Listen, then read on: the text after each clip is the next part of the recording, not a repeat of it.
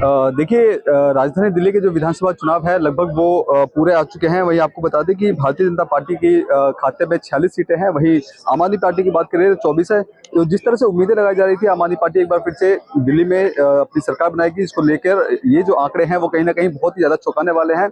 और कहीं ना कहीं अब जिस तरह से आंकड़े आ रहे हैं, भारतीय जनता पार्टी इसमें सरकार बनाती हुई नजर आ रही है। देखिए, अभी बात करें, देखिए अभी ये विधानसभा चुनाव थे और अभी से ही मात्र 2 से 3 महीने बाद यानी अप्रैल में एक बार फिर से मेयर चुनाव है। तो कहीं ना कहीं इसका जो खामियाजा है आम आदमी पार्टी को एक बार फिर से भुगतना पड़ सकता है, क्योंकि साफ तौर पे ये कह सकते हैं कि जिस तरह से आम आदमी पार्टी को इस तरह का ये बड़ा झटका लगा है, तो कहीं ना कहीं आम आदमी पार्टी लगभग 5 से 7 साल पीछे ये जा चुकी है, जिसको लेकर के अब आम आदमी पार्टी को एक नई रणनीति तय करनी पड़ेगी कि जब अब जो चुनाव आएंगे तो उसको क्या कुछ कमियां रह चुकी थी जिसके चलते इतना बड़ा जो आंकड़ों में जो कमियां हैं वो किस वजह से आई रखी है, जनता के बीच जा रहे थे, जनता की नाराजगी है वो क्यों नाराजगी थी, इसको लेकर के काम करना पड़ेगा। तो देखिए, जो आंकड़ा है वो कहीं ज्यादा बेहद चौंकाने वाला है, क्योंकि आम आदमी पार्टी को जो उम्मीदें लगाई जा रही थी कि एक बार जो दिल्ली में फिर से सरकार बना लेगी, तो कहीं ना कहीं आम आदमी पार्टी 24 पे सिमट चुकी है। वहीं आपको बता दें कि ये जो हॉट सीट थी जिसमें आम आदमी पार्टी की जो अरविंद केजरीवाल जो नई दिल्ली विधानसभा से जो चुनाव लड़ते थे,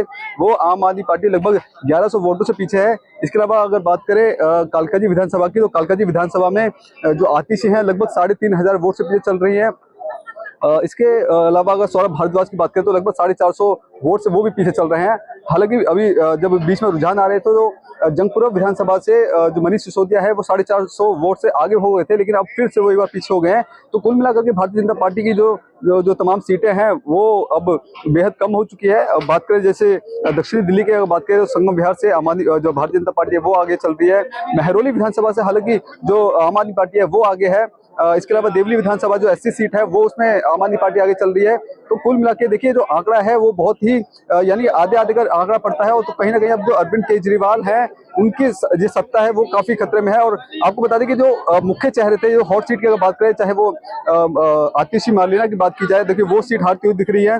इसके अलावा अरविंद केजरीवाल है वो सीट हारते हुए दिख रहे हैं। इसके अलावा सौरभ भारद्वाज है वो सीट हारते हुए दिख रहे हैं। देखिए, ये मुख्य चेहरे हैं। सुकुरपुर विधानसभा से बात करें, सत्येंद्र जैन है, ये मुख्य चेहरे हैं जो इस पार्टी का एक छवि बना के रखते थे। लेकिन कहीं ना कहीं इस तरह के जो तमाम जो बड़े चेहरों को अब अभी जो गणना में पीछे चल रहे हैं, तो कहीं ना कहीं आम आदमी पार्टी के लिए एक बड़ा चिंता का विषय खड़ा होता है। और ऐसे में आम आदमी पार्टी को फिर से कहीं ना कहीं कह सकते हैं कि एकदम नींव रख करके फिर से शुरुआत करनी पड़ेगी, क्योंकि बता दें कि पंजाब में सरकार है, जो अब दिल्ली में जो सरकार थी आम आदमी पार्टी की, क्योंकि नहीं से नींव रखी गई थी। और ऐसे में अब दिल्ली की ही आम आदमी पार्टी अब खतरे में है। तो ऐसे में आम आदमी पार्टी के जो मुखिया है उनको एक बार फिर से जो नींव रखनी पड़ेगी, या फिर ये कहें कि जो लोगों की क्या कमियां थी, कहाँ वो खड़े नहीं उतर पाए, तो उन मुद्दों पर आम आदमी पार्टी को फिर से वापसी करनी पड़ेगी। और हो सकता है कि लगभग 5 साल तो कम से कम आम आदमी पार्टी को इंतजार करना पड़ेगा, क्योंकि बताया जिस तरह से अप्रैल में फिर से एमसीडी चुनाव है और ऐसे में एमसीडी में आम आदमी पार्टी है। तो कहीं ना कहीं विधानसभा चुनाव में जिस तरह से आम आदमी पार्टी को जो हार देखने को मिल रही है, तो कहीं ना कहीं इसका असर